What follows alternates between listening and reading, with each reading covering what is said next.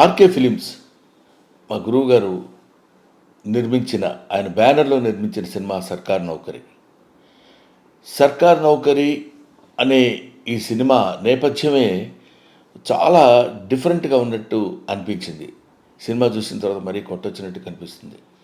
ఎందుకంటే జనరల్గా సర్కార్ నౌకరీ అంటే అది పెద్ద గవర్నమెంట్ ఉద్యోగం అనుకునే దానిలో అఫ్కోర్స్ నేను స్టోరీ అంతా చెప్పకూడదేమో, కానీ అటువంటి సర్కార్ నౌకరీ అంటే ప్రజలకు సేవ చేసేటువంటి ఉద్యోగం అనే మెసేజ్ తోటి చాలా అందంగా ఒక వినూత్నమైన రీతిలో మనకి దర్శకత్వం వహించి చెప్పాడు మిస్టర్ శేఖర్.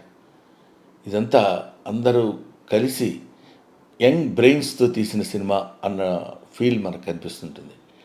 చాలా బాగా అద్భుతంగా నటించాడు మిస్టర్ ఆకాష్. ఆకాష్ గురించి చెప్పాలంటే వాళ్ళ అమ్మగారి గురించి చెప్పినంత గొప్పగా అనిపించింది. ఎందుకంటే కుర్రాడు కూడా కొంచెం ఏదో హిందీ యాక్టర్ టైప్లో కనిపించాడు. ఆ తర్వాత వాళ్ళ మదర్కి ఎంత పేరు వచ్చిందో అంతకంటే మించిన పేరు రావాలి ఆకాష్కి, ఆ భవిష్యత్తు ఉండాలని భగవంతుని ప్రార్థిస్తున్నాను. అతను హీరోగా మంచి స్టఫ్ మెటీరియల్ ఉన్న మనిషి అని ఫీలింగ్ నాకు ఈ సినిమా చూసిన తర్వాత అనిపించింది.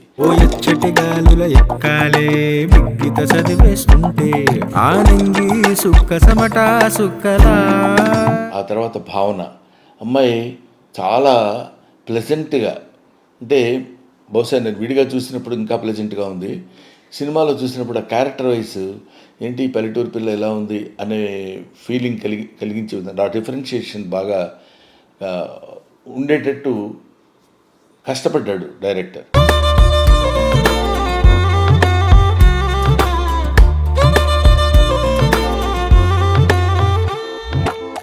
So these main pillars of this film is Raghavendra Rao గారు, శేఖర్, ఆకాష్ అండ్ భావన. వీళ్ళతోటి సరే సపోర్టింగ్ ఆర్టిస్టులు చాలామంది ఉండొచ్చు. వీళ్ళతో తీసిన ఈ సినిమాకి ఎక్కడో కనెక్ట్ అవుతే ఆ సినిమా ఏ రేంజ్లో హిట్ అవుతుందో, ఎంత గొప్పగా హిట్ అవుతుందో మనం చెప్పలేం.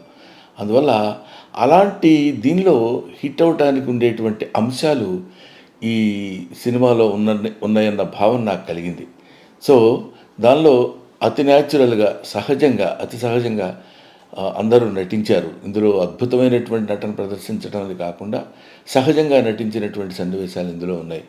మనతో పాటు మనం ఈ సినిమాతో పాటు నడుస్తున్నట్టు, సినిమాతో పాటు మనం కలిసి తిరుగుతున్నట్టు ఉంటుంది తప్ప థియేటర్లో కూర్చొని మనం సినిమా చూస్తున్నట్టు ఫీలింగ్ లేకుండా ఒక అద్భుతమైన రీతిలో దర్శకత్వం వహించిన mister Shekhar, I wish him all the best. God will give him very good future. And మా గురువుగారు రాఘవేంద్రరావు గారు, అదే నేను అంటున్నాను, రాఘవేంద్రరావు గారు అనగానే వెంటనే మనకి అలా ఉంటాయి.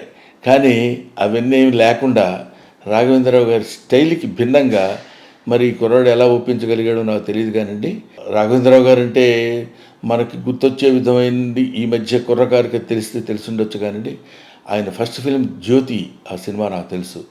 హి was such an intellectual genius director, one of the intellectual genius directors in Telugu film field. So anyway, ఆయన ప్రొడక్ట్ చేసే ఈ సినిమా, శేఖర్ దర్శకత్వం వహించిన ఈ సినిమా, ఆకాష్ అండ్ భావన హీరోయిన్లుగా నటించిన ఈ సినిమా సూపర్ డూపర్ హిట్ కావాలని మనస్ఫూర్తిగా కోరుకుంటూ థ్యాంక్ యూ.